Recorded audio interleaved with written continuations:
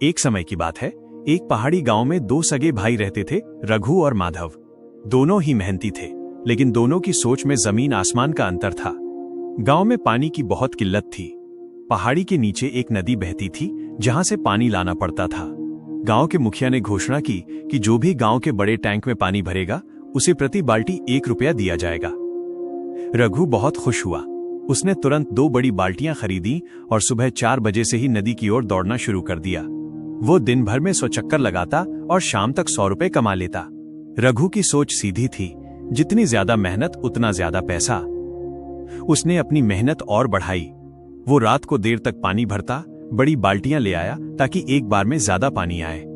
कुछ महीनों में उसके पास अच्छे पैसे जमा हो गए।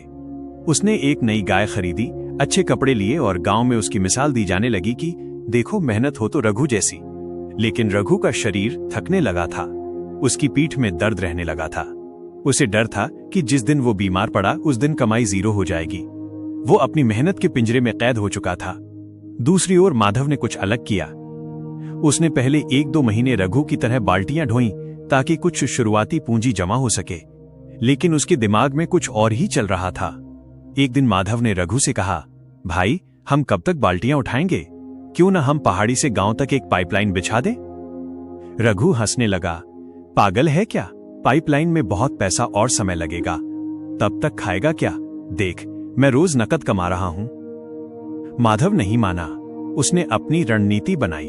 वो दिन के आधे समय बाल्टियां ढोता ताकि उसका खर्च निकल सके और बाकी आधा समय पाइपलाइन खोदने में बिताने लगा।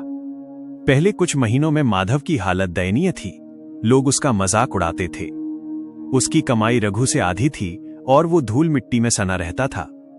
रघु अक्सर उसे ताना मारता, देख, मैं नया मोबाइल लाया हूं और तू अभी भी गड्ढा ही खोद रहा है।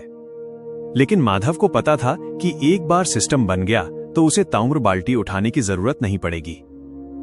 2 साल बीत गए।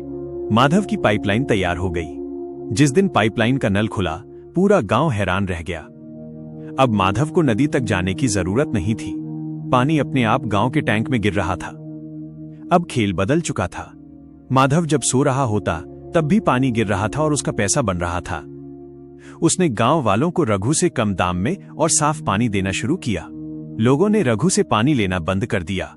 रघु अब बूढ़ा और बीमार हो चुका था। उसकी बाल्टियां खाली पड़ी थीं। वो अभी भी वही सोच रहा था कि मैंने इतनी मेहनत की, फिर भी मैं पीछे क्यों रह गया। यह कहानी हमें सिखाती है कि मेहनत कभी बेकार नहीं जाती, लेकिन अगर मेहनत में दिमाग न हो तो वो सिर्फ कोल्हू के बैल जैसी बनकर रह जाती है। अमीर बनने के लिए सिर्फ पसीना बहाना काफी नहीं है। आपको अपना